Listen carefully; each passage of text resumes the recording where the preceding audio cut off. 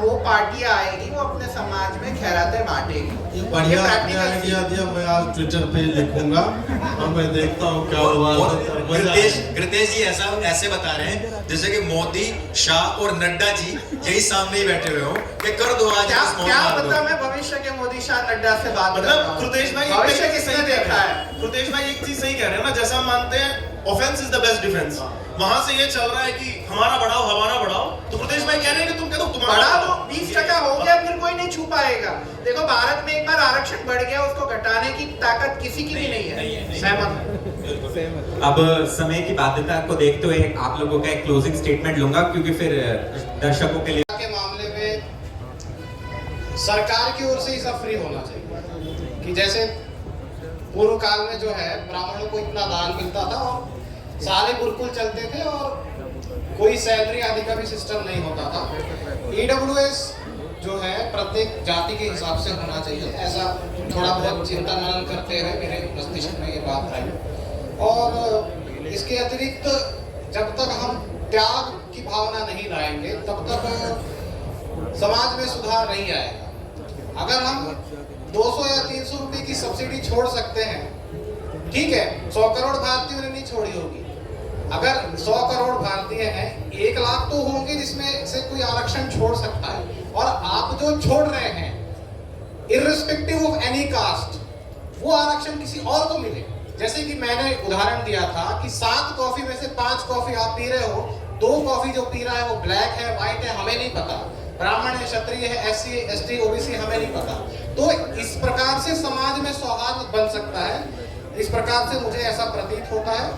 और बहुत अधिक ना खींचते हुए, क्योंकि मुझे तो लग रहा था पहले आरंभिक स्टेटमेंट और उसके बाद क्लीन बोल्ड और अंत में स्टेटमेंट, फिर भी आप लोगों ने कृतेश पटेल जी, इनके हम बहुत बहुत आभारी हैं। इन्होंने बहुत पुरुषार्थ किया है और जैसे कि हम कह रहे थे कि हमें एकता लानी चाहिए, राइट विंगर्स को और सभी विद्वानों को एक होना चाहिए, क्योंकि सरकार उनकी है और सिस्टम वामपंथियों का ये चलता रहेगा। मैं 4 पंक्तियां पढ़ता हूं कि राख के नीचे चिंगारी तो है, राख के नीचे चिंगारी तो है, लपट उठे ना उठे तैयारी तो है, भले हम 4 ही इस दुनिया के आगे खड़े हो, हमारे ज्ञान का हथौड़ा सब पर भारी तो है। अंतिम 4 पंक्तियां और कि आर्य ज्ञान की ज्योति लाकर ऐसी यज्ञाग्नि जलेंगे हम, सकल विश्व विज्ञान वेद की अलख जगह उभरेंगे हम श्री दयानंद जी से लेकर है गुरु दत्त के अनुगामी, हम श्री दयानंद जी से लेकर है गुरु दत्त के अनुगामी, हम राख से उठकर आग बने, अब ज्वालामुखी बनेंगे हम, अब राख से। समाज में समानता आई है नहीं, उस देखने का मानदंड क्या है? समानता देखिए हिंदू धर्म में 2 ही चीजों में देखी जाती है, रोटी बेटी का व्यवहार।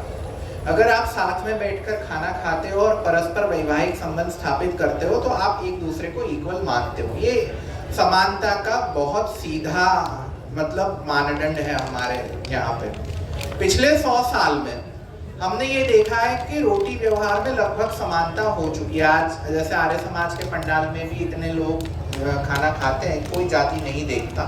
और आज से 100 वर्ष पहले आर्य समाजियों को वो भी बहुत संघर्ष करना पड़ा था कि सर्व जाति के लोगों को बुलाकर आप भोज आमंत्रित करवाओ और उसमें आप उनको लाओगे तो बहुत विरोध होता था, लेकिन आज वो चली गई।